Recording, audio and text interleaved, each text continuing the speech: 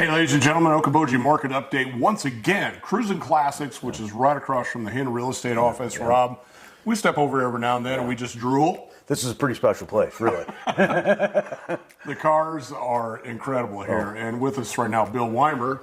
Good morning, guys. How are you doing? He's the proprietor of all this stuff and all the I should say, the joy and then some of the stress that it brings. Oh, we'll take the stress. It's just the fun of the cars. I say I've been around the car business all my life, and behind us here you'll see another collection that we'll be talking about. But it's just the fun of the cars.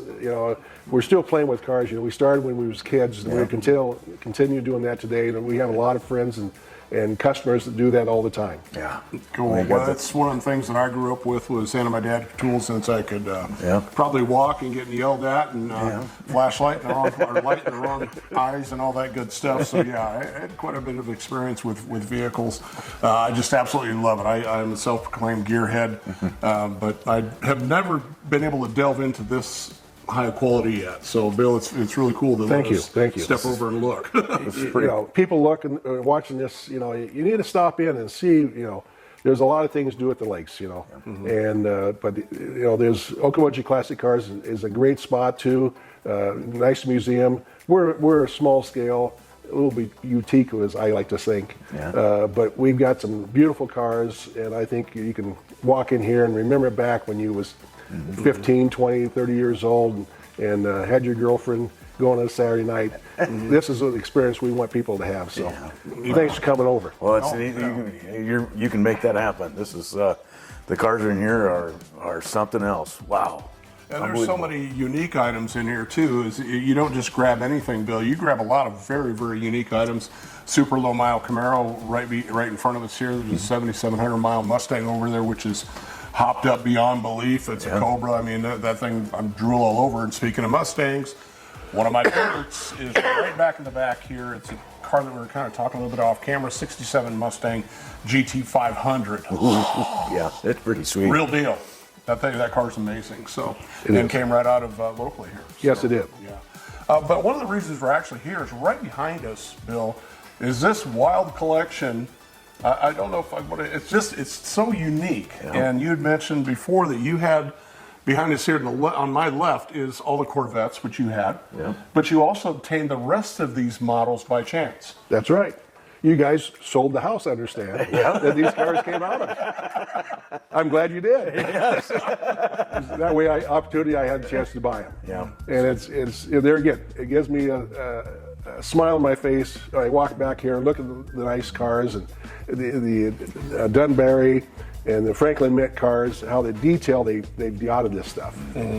It's just amazing. And we were once again talking a little bit off camera about the detail in some of these vehicles. This one in particular right here, we were talking about 65 GTO, and they've got the six pack on there. Not six pack, but the Tri-Fire. The Tri-Fire, there you go. And the blue Pontiac motor. I mean, I'm getting a little more technical for some. They're like, "What are you talking about, Jim?" But that car is so unique detail with the red line, tires, everything. So the models are just incredible. Yeah, these aren't the type of cars you'd give a 6-year-old to play with. No. So it's pretty cool. You actually went for the cabinets. I went for the cabinets, ended up with everything. Everything. Not the house, but everything else. It's a good purchase. Sometimes that's how it works. So, That's right. What kind of hours would we be looking at if somebody did want to stop by? 9 to 5, Monday through Friday, Saturday by appointment. Summertime, we'll see how we might open on Saturdays.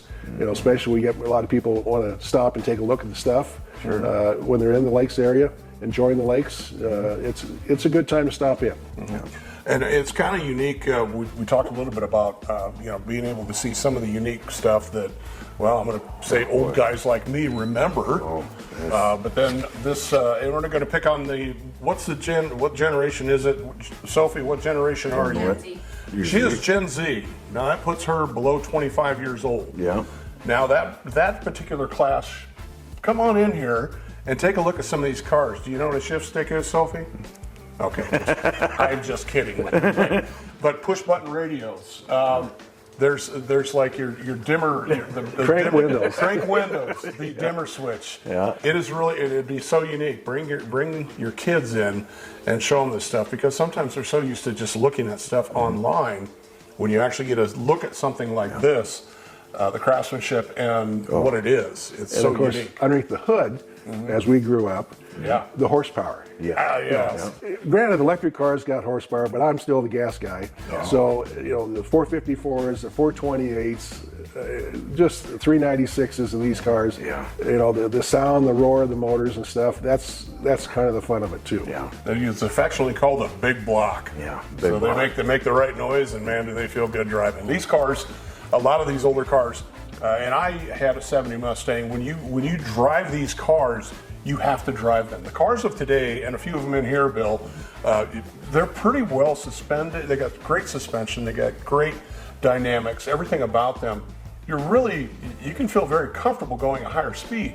Yeah. Now, a car like what I was referring to, or like this GTO over here, you get that thing cranked up to around that 80, 90 mile an hour. You got to drive it. Yeah, you feel it. You gotta hang on. Yeah, you actually feel it. And But at the same time, in our shop, we can restore that car, which we do. Yep. And we can change the suspension, the steering, whatever it might be on that car to make it handle like a new car at the same time.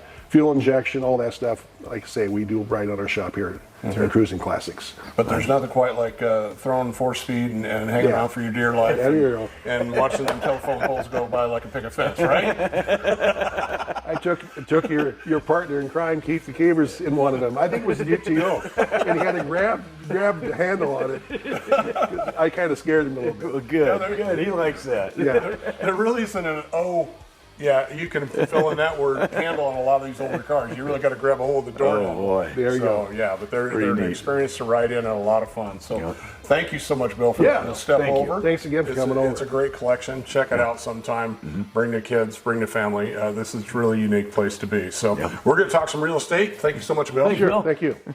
Hey, Rob, I tell you what we need to talk about a little bit of real estate is, and a question that we get often is, hey, you got any fixer-uppers? Right. Yes, fixer-uppers. It's funny that we bring up fixer-uppers in our week's market update, because here we are at a really cool place that fixes cars up. The old ones, the good ones, and it's pretty cool. So, can you fixer-uppers? Yes, it takes the right mindset to do that. You got to have the time to do it. Especially if you're going to do a lot of it yourself, and being able to buy a home, maybe that's in a pretty decent neighborhood, but the house needs a lot of fixing up, and maybe the homes that are in that neighborhood, they're just too much more than what you want to afford, but all of a sudden here's this little gem that could take some elbow grease and maybe hire some of the things out that you're not too familiar with doing and really make it something. You bet. And we look at a couple different options here. One is the investor factor in the Iowa Great Lakes. And I'm sorry to say, folks, it's just where it's at, and it's where it's going. We love our small community and what it is, and a lot of people want to be here. So that brings me to factor number 2, which is I really would like a house there, but I can't afford it. Yep. You may have to look at something that's a little bit less that you can work on. Yep. Put what we call sweat equity into it, so you're gaining value and you repair it yourself. So we see it quite often. We Put do. your own little touches on it, and increase the value just by doing some painting, maybe some simple touch-ups and things Floor like coverings, things like that. Yeah. And as you mentioned, you can hire some things out that you can't do, but you can continue to build that home. Oh, sure. Basically as your own, and get into that property. Yep. And then, as we always talk, Rob, maybe 4 to 5 years down the road, then you can, equity you've built in it, you can upgrade to something else. Exactly. And when it comes to doing a lot of these, the fixer-uppers, where a person can really save a lot of money is doing a lot of the demo. Whether you've got a skilled contractor in there or carpenter doing the work, they're charging the same amount for somebody to come in and tear all that stuff out. So anybody can tear out, and actually it's kind of fun. So it's a good way to save some money there. Throwing a sledgehammer through a wall, there's nothing quite like it. Pretty easy. And I'm going to throw a little, it's going to be an irritant for some to actually say this, but we do get a few requests. Well, if you see something to fix her up around the lake, I'd like to look at that. Well, fixer uppers on the lake, ladies and gentlemen, Unfortunately, some people are buying these for $750,000 if there is any left. Yeah. They're buying them $750,000 to $1 million and turning them down and building Yeah, even more worth the extravagant one. homes. So don't take that wrong. It's yeah. just what's happening here. Yeah, I've seen a lot of homes that shouldn't have been torn down that are torn down, but that's just the way it goes.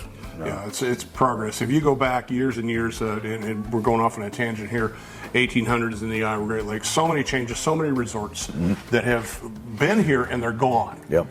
It continues to cycle, and that's a really hard nut to swallow for us in our current time.